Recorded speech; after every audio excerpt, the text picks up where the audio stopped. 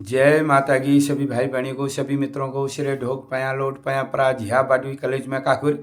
तो कैसे हैं आप लोग? आप स्वस्थ होंगे, मस्त होंगे, अपने देवी देवताओं की भक्ति में होंगे, अपने पितरों की सेवा में होंगे। तो आपको मालूम ही है कि मैं अपने देवी देवताओं के बारे में आपको बताता हूँ, अपनी उत्तराखंड की संस्कृति आप लोग को बताता हूँ। तो आप लोग जो है अपनी उत्तराखंड की संस्कृति को जो है आगे बढ़ावा देना है और अपने बच्चों को भी सिखाना है। आप लोगों ने भी सीखना है और हम लोगों ने भी सीखना है। जब हम लोग सीखेंगे ना तब अपने बच्चों को बताएंगे। तो मैं आज आपको बता रहा हूँ कि गोलजू महाराज को कई जगह दूधाधारी कृष्ण अवतारी के रूप में पूजा जाता है, कहीं पर जो है पांडव अवतारी के रूप में पूजा जाता है। तो गोलजू की ये कथा कहानी मैंने पहले भी डाल रखी है, फिर से मैं डाल रहा हूँ क्योंकि आपके कमेंट मैसेज फिर से आए थे कि गुरुजी गोलजू कहीं पर जो है कृष्ण अवतार के रूप में पूजे जाते हैं, कहीं पर पांडव अवतारी के रूप में पूजे जाते हैं। जैसे हमारी तरफ है ना, बागेश्वर की तरफ हमारे दानपुर पट्टी चमोली का पहाड़ी क्षेत्र जो ऊपर को है, दानपुर से जो मिलता जुलता जो क्षेत्र है, तो वहाँ पर कहा जाता है कि गोलजू पांडव अवतारी क्षत्रिय वंशी हैं, दयादानी कोठा ज्ञानी निरोल को माती कंख्या को दहनी भैया को काल गरीब को माँ बाप तपाबली दे भुजा बलि ठाकुर क्षेत्रधारी नेत्रधारी गोला ब्रह्मचारी पांडवकुल क्षत्रिय वंशी राजा कहा जाता है। कहीं पर जो है कहा जाता है कृष्ण अवतारी गोरिया दूधाधारी कृष्ण अवतारी के रूप में गोलजू महाराज को पूजा जाता है। तो मैं कैसे कृष्ण अवतारी गोलजू हुए और कैसे पांडव अवतारी गोलजू हुए, ये दोनों कथाएं मैं आपको बताऊंगा। तो पहले आपको मैं बताता हूँ गोलजू जो है दूधाधारी कृष्ण अवतारी कैसे हुए। तो कहा जाता है, बात जो है द्वापर की है। तो गोलजू महाराज का अवतार और गोलजू को चंपावत और धोई दुमागड़ का राजकुमार, चंपावत के राजकुमार गोलजू को कैसे बोला जाता है। तो कहते हैं द्वापर में जब श्री कृष्ण हुए, श्री कृष्ण के पुत्र प्रद्युम्न हुए, प्रद्युम्न के पुत्र अनिरुद्ध हुए, कृष्ण भगवान के जो नाती हुए अनिरुद्ध हुए। तो अनिरुद्ध का जब जन्म हुआ तो जब जन्म हुआ तो उनका हरण किसने करा? पवन रेखा ने। कैसे करा? उस समय चंपावत में जो है बाणासुर का किला था, बाणासुर का राज्य था। तो चंपावत में आपने सुना भी होगा, चंपावत में जो है बाणासुर का राज था, बाणासुर का किला था। तो बाणासुर जो महातपस्वी राजा था, शिव के भक्त थे। तो शिव के परम भक्त कौन थे? बाणासुर। तो बाणासुर की जो कन्या थी उषा कन्या, उनका कन्या का नाम है उषा कन्या। तो उषा कन्या जो है एक दिन जो है अपनी त्रिपुरी महल में नींद में सोई रहती है और उन्हें जो है एक राजकुमार सपने में आता है। वो राजकुमार कौन होता है? अनिरुद्ध होता है, कृष्ण का पौत्र।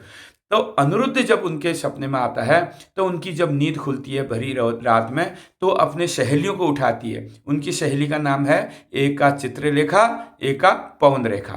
तो चित्ररेखा और पवन रेखा से कहती है, हे सहेलियों, हे बहनों, आज मैंने ऐसा सपना देखा, ऐसा राजकुमार देखा जो इतना खूबसूरत है, इतना दिखने का अच्छा है, और उससे मैं विवाह करना चाहती हूँ और उससे तुम मेरा विवाह कराओ। तो वो कहते हैं उसका नाम बता, पता बता, किसका लड़का है, क्या नाम उसका है। वो कहती है मुझे सपने में दिखा और मुझे उसका ना नाम पता है, ना उसका पता पता है, कुछ भी पता नहीं है। तो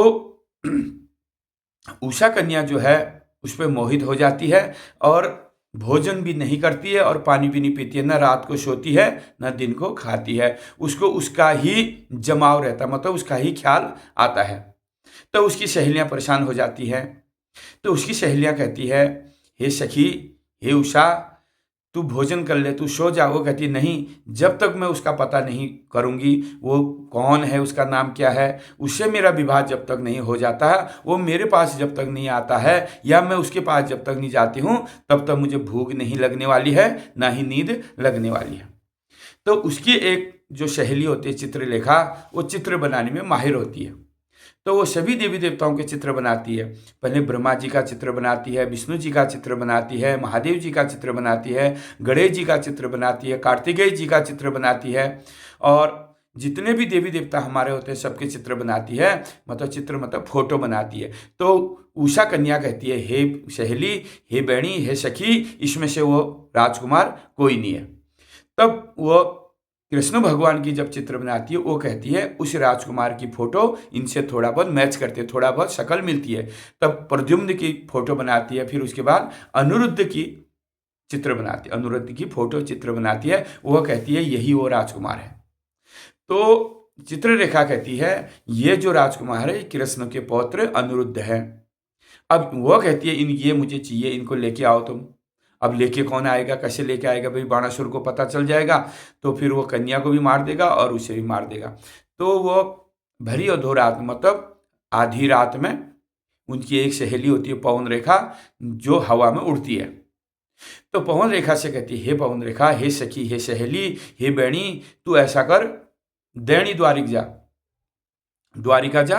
द्वारिका से जो अनिरुद्ध है उससे मुझे प्रेम हो गया है और अनिरुद्ध को जो है भरी अधोरात में, आधी रात में तो उठा के ले गया। तो पवन रेखा हवा पवन के रथ लगाती है, हवा में उड़ के जो है दैन द्वारिक जाती है और त्रिपुरी महल में अनिरुद्ध जो बालक राजकुमार जो होते हैं वो सोए रहते हैं। तो वो पूरी खटिया सहित, द्वारिकापुरी से खटिया सहित वो अनिरुद्ध को नींद आई रहती है। अगर उठाती है तो उनको नींद खुल जाती है। तो खटिया सहित उड़ा के उषा कन्या, जो बाणासुर की जो कन्या होती है, त्रिपुरी महल में उसके कमरे में अनिरुद्ध को लाती है। जब अनिरुद्ध को वहां लाती है तो अनिरुद्ध की नींद खुल जाती है। तो अनिरुद्ध पूछता है तुम कौन हो, तुमने मेरा हरण क्यों करा, ये भरी अधोरात में तू ऐसे काम क्यों करे तुमने? तो वो पूछती है हे अनिरुद्ध, मैं बाणासुर की कन्या उषा हूं और मुझे तुझसे प्रेम हो गया और तुझसे विवाह करना चाहती हूं। तो इतने कहने में वहां पता चल जाता है, सैनिकों को, द्वारपालों को पता चल जाता है कि जो हमारी उषा कन्या जो राजकुमारी है उसके महल में, उसके कमरे में कोई आदमी की आवाज आ रही है। तो उतने में ही जो है बाणासुर को पता चल जाता है और बाणासुर को जब पता चल जाता है तो बाणासुर जो है अनिरुद्ध जो बालक कृष्ण के जो पौत्र नाती होते हैं उनको बंद कर देते हैं। कहाँ? जेल खाने में। तो जेल खाने में जब बंद कर देते हैं, अब जो है वहां दैनी द्वारिक में कृष्ण भगवान जब सुबह उठते हैं, सारे जो है द्वारिकावासी सारे उठ जाते हैं, लेकिन अनिरुद्ध का कमरा जो है बंद ही रहता है। तो वहां देखते हैं कि आज अनिरुद्ध की नींद क्यों नहीं खुली, अनिरुद्ध को देख के आओ। जब अनिरुद्ध को देखने जाते हैं वहां अनिरुद्ध का तो पता है नहीं, वहां खटिया भी साफ है, खटिया ही नहीं है। तो द्वारपाल कहते हैं हे कृष्ण भगवान, हे नाथ नारायण, यहाँ तो ना अनिरुद्ध है ना खटिया है। उनकी जिसमें पलंग में जो सोए थे वो पलंग भी नहीं है। आहा, कृष्ण भगवान को बड़ा दुख होता है। तो कृष्ण भगवान कहते हैं हे द्वारपालो, हे मेरे सैनिकों, तुम पता करो। अब सैनिक द्वारपाल जब चारों तरफ पता करते हैं तो उन्हें सुबह से शाम हो जाती है, कोई पता ही नहीं चलता कि अनिरुद्ध कहाँ गया। भरी अधोर रात में अनिरुद्ध गायब कहाँ हो गया, छप कहाँ हो गया, हरण कहाँ हो गया, ना खटिया है ना अनिरुद्ध है। तब जो है कृष्ण भगवान देवी भगवती का आह्वान करते हैं, देवी भगवती माता को याद करते हैं। तब माँ भगवती, अष्टभुजाधारी माँ भगवती तब प्रकट हो जाती है। बोलो भगवती मैया की जय हो, सांचे दरबार की जय हो, महामाई माँ भगवती की जय हो। तो माँ भगवती प्रकट हो जाती है। तो कृष्ण भगवान कहते हैं हे माँ भगवती, तुम मेरी रक्षा करो, मेरे पौत्र की रक्षा करो। मेरा पौत्र जो अनिरुद्ध है वो जो है गायब है, अच्छा हरण कर दिया, उसकी खटिया सहित पलंग सहित कोई उसे ले गया है, कोई दुष्ट कोई पापी। आखिर कहाँ गया, तुम उसकी रक्षा करो। तो देवी भगवती कहती है हे नाथ नारायण, हे कृष्ण भगवान, मैंने पहले ही अपना गौड़ भैरव को जो है उनकी रक्षा के लिए भेज दिया है। अब गौड़ मतलब होता है सफेद, वैसे भैरव के रूप आपने देखा होंगे उग्र होते हैं और भैरव जो हमेशा काले रंग के होते हैं, भैरव का रंग काला होता है, लेकिन वो गौड़ भैरव है, गोरे। तो गोरे भैरव है इसलिए उनका नाम गौड़ भैरव है। तो गौड़ भैरव को मैंने उनकी रक्षा, माता भगवती का वीर है भैरव, भगवती के साथ चलते हैं भैरव। तो भैरव को मैंने वहां भेज दिया है जहां जिसने भी अनिरुद्ध को बंद करा है। तब जाके वहां युद्ध होता है। तब जो है गौड़ भैरव जो है अनिरुद्ध को छोड़ वहां से छुड़ा के लाते हैं। तब जो है कृष्ण भगवान जब गौर भैरव जो है उनके अनिरुद्ध को छुड़ा के लाता है उनके पास, तब जो अब यहाँ पर एक कथा ये भी है कि कृष्ण भगवान अपनी सेना को ले गए थे और बाणासुर और कृष्ण भगवान का वहाँ पर युद्ध हुआ और जो है भी बाणासुर हार गया और कृष्ण भगवान की जीत हुई, बात एक ही है।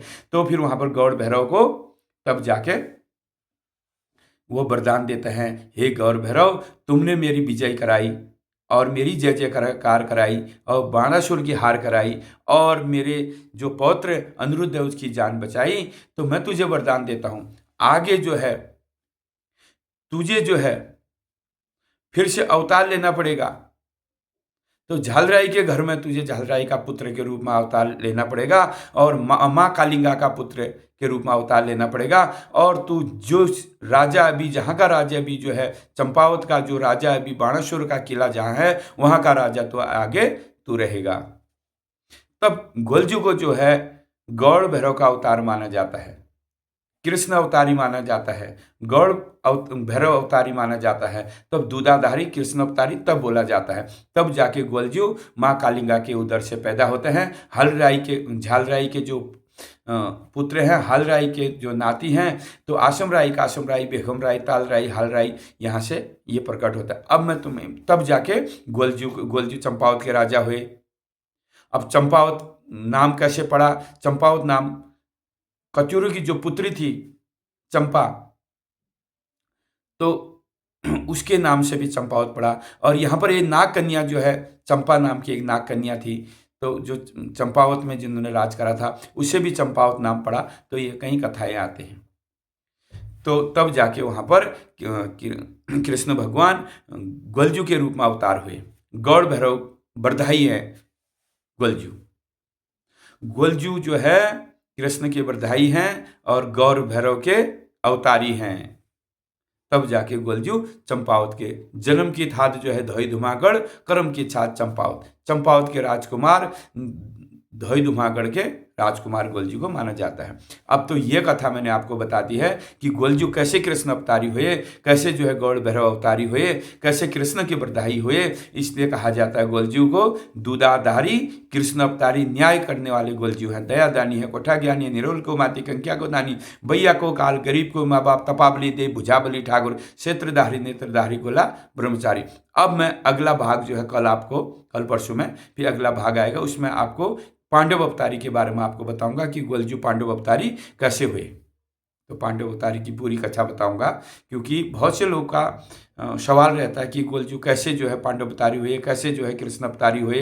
हमें पता नहीं है, क्योंकि अलग अलग जगह पूजा होती है। जहाँ पर कृष्ण अवतारी होंगे वहाँ पर जो है गोलजू की दूध पूजा, दूध भाग, नारियल की पूजा होगी। जहाँ पर पांडव अवतारी हैं वहाँ पर जो है बलि विधान की पूजा गोलजू लेते हैं। तो हमारे यहाँ गोलजू के जो विधान होता है बलि विधान से ही हमारे यहाँ गोलजू की पूजा होती है। तो अलग अलग विधि विधान है, सब जगह अलग रीति रिवाज है। जैसे हमारे यहाँ हो ऐसे आपके यहाँ हो, ये जरूरी नहीं है। आपके यहाँ अलग पूजा, हमारे यहाँ अलग पूजा, सब जगह अलग अलग विधि विधान है, लेकिन गोलजू एक है। आप कहीं से भी जाओ मंजिल एक ही है। तो गोलजू भगवान की जय हो, कृष्णधारी गोलजू की जय हो, पांडव अवतारी गोलजू की जय हो। तो जिसने भी अभी तक मेरा चैनल सब्सक्राइब नहीं करा है, आप सब्सक्राइब करिए, लाइक करिए, कमेंट करिए, शेयर करना ना भूलिए। जय गोलजू महाराज की जय हो।